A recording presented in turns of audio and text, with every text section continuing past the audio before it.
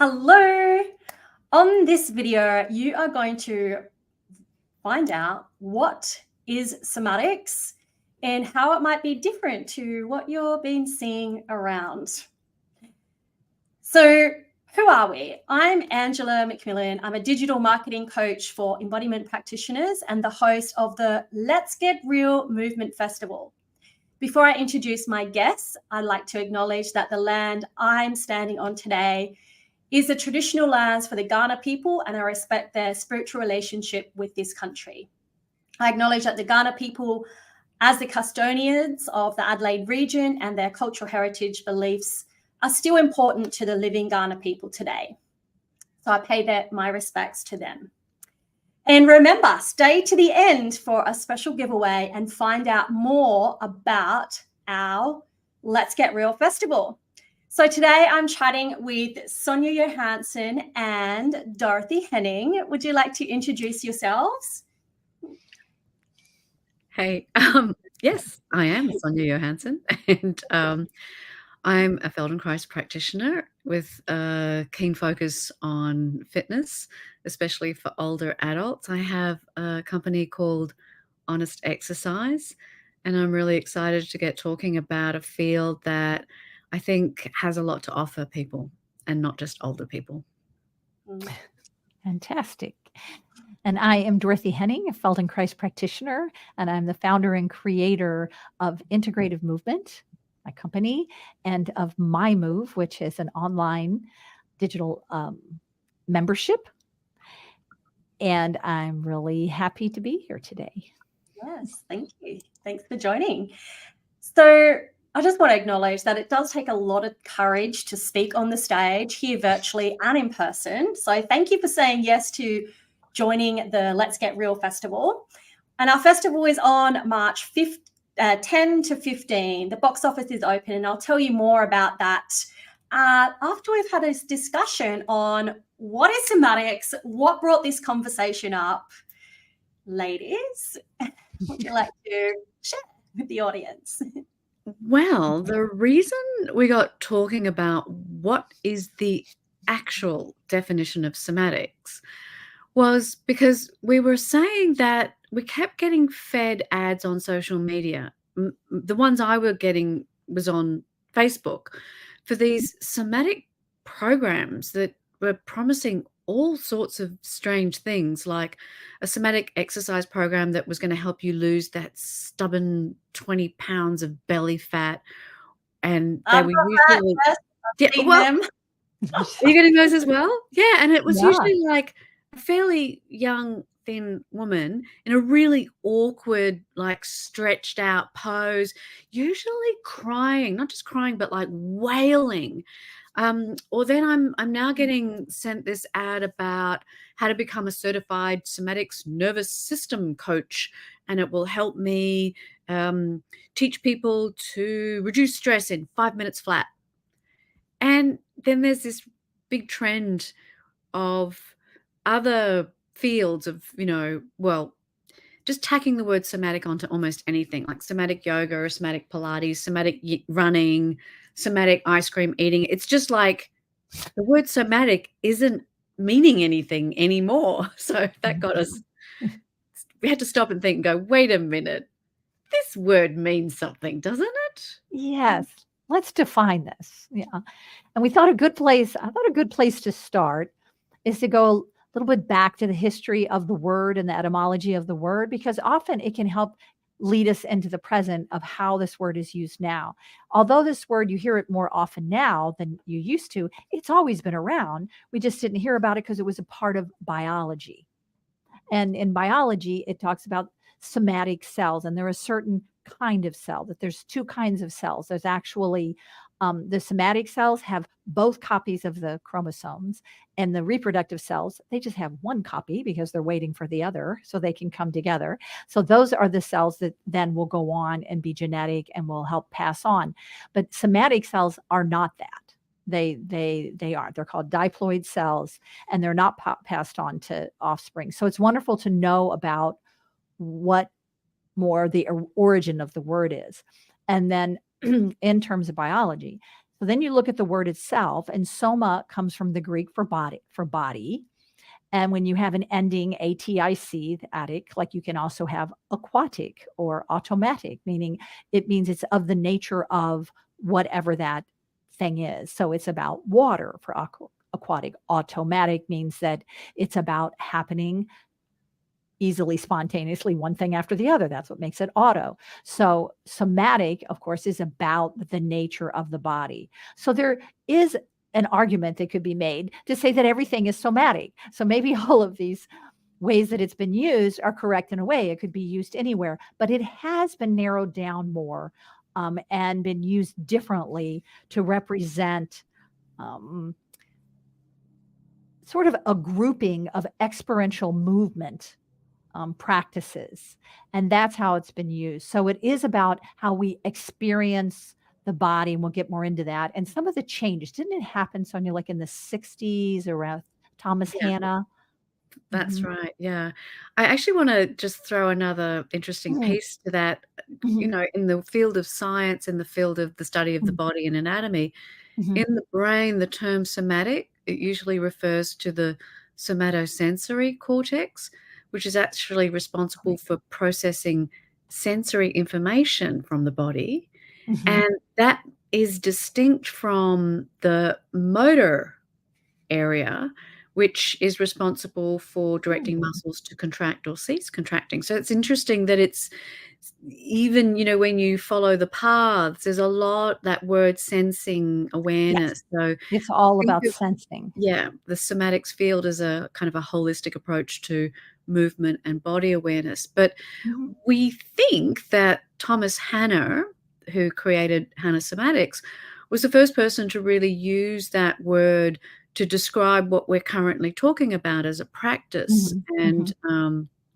probably around the 1960s, it described a holistic approach to body-mind integration through sensory awareness and conscious movements. And it's interesting that Thomas Hanna famously said, somatics is the body experienced from within. So it's not about what can be viewed or measured from the outside. And it kind of encapsulates the whole concept of somatics. And interestingly, Thomas Hanna trained with Moshe Feldenkrais to originally become a Feldenkrais practitioner and then went on to create his own system. He also wrote, somatics is the study of the self from the perspective of one's lived experience, encompassing the dimensions of body, psyche, and spirit. Now, he probably wrote that around the 1960s, so you don't have to define body. It's your physical, bodily, visceral parts of you. Mhm. Psyche, you might be open to interpretation, and spirit, you could question whether a somatic practice is actually a spiritual practice, but the psyche, I think, has to do with our mind and the way we think. He also wrote, we learn to listen to our inner bodily knowing and speak with our bodies from the truth of who we are. So he was just one of the many somatic pioneers. We think of F.M. Alexander, Mabel Todd, Goethe Alexander, and a whole bunch of others. There's Ermengarde Barteniev, and they all come about in history at a kind of really interesting time, late 1800s, I should say, through this era where most of them lived in the early 1900s.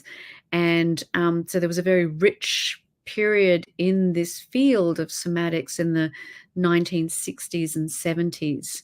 Mhm. And then there's the next generations like Bonnie Bainbridge Cohen and others that really took the original learnings and developed them. So there's lots of individuals in that field of the physical expression of somatic education. But I Mm. think in more recent times, we've heard about the mental health aspect.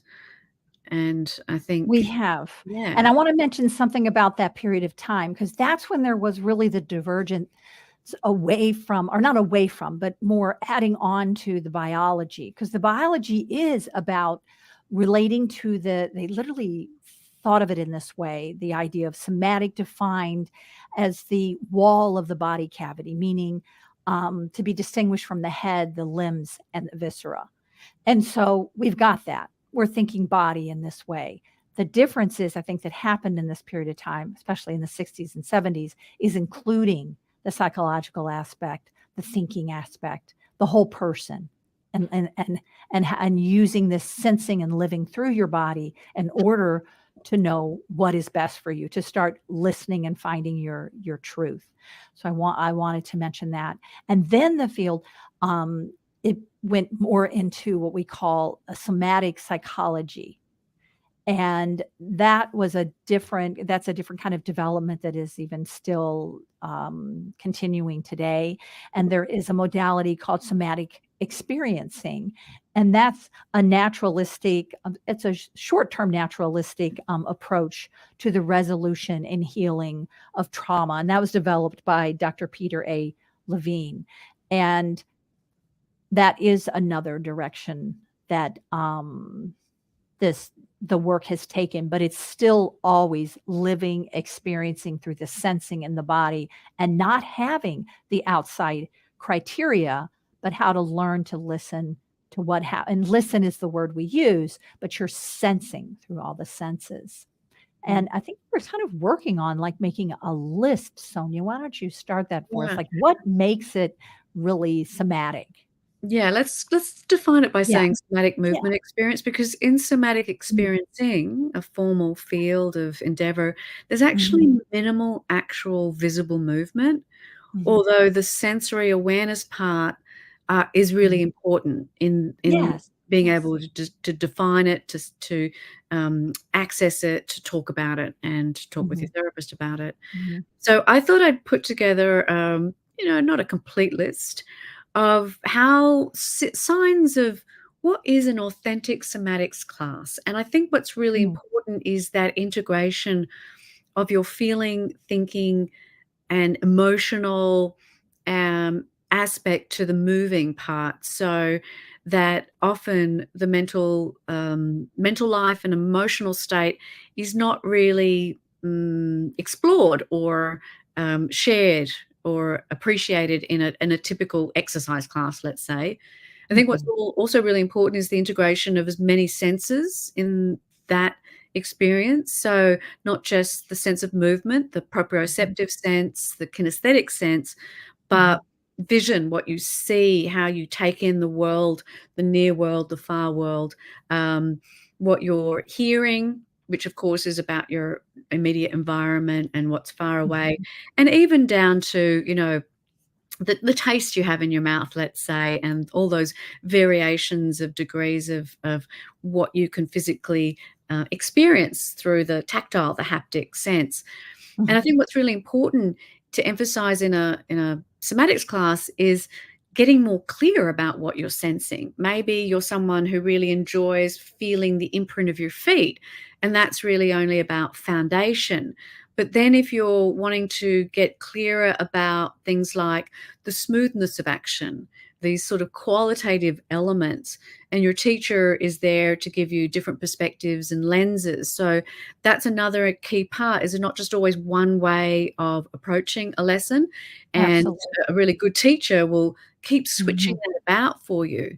And then, of course, there's that a genuine somatic experience is a really safe place where you can have all the feelings you're having, all the thoughts you're having, all the emotions that you're having, and it's perfectly legitimate and it's perfectly right to do so.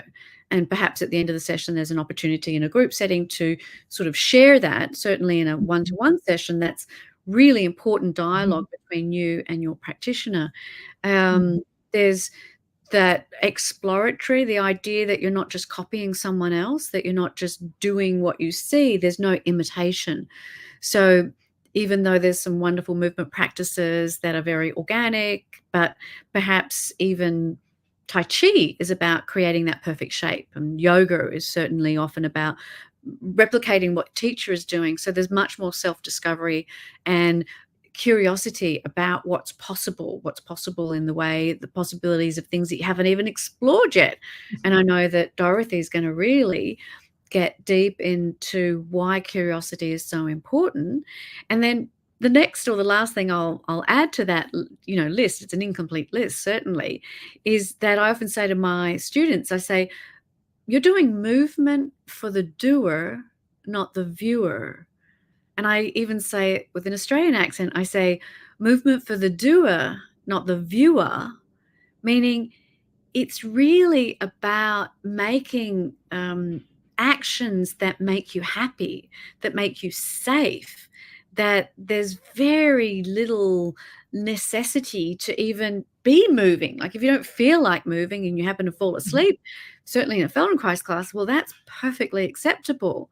So these are just some of the parameters. And I think also leading witness, like let the person experience what they're experiencing. You might need to give them framework to be able to verbalize it. And I think the verbalizing is really interesting and important, but not to tell people what they're tasting. It's like going to a restaurant and the chef tells you what it tastes like. It's like, I got taste buds.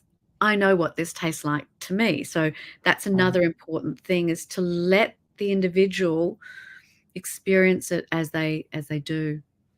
And since we've gone through so much of our lives, we're taught to adapt to the point of view of others. And so this is where it's not an outside criteria that gives you what's best to do. It's like what often happens to me. People will say, well, how will I know it's a good movement? How will I know?